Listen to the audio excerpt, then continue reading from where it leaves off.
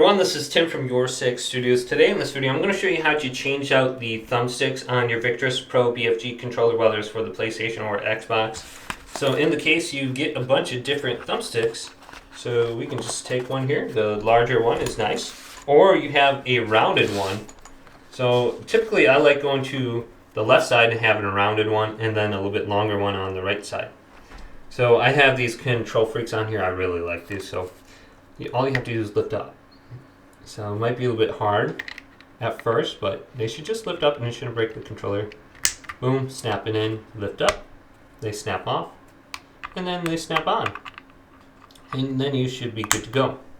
Now if you want to flip this around so it's the Xbox style, all you have to do is loosen this up and then just turn it around. It's very simple. Just take this out, swap it around, and then you can do the same thing with your D-pad. Just lift up, put in the other D-pad.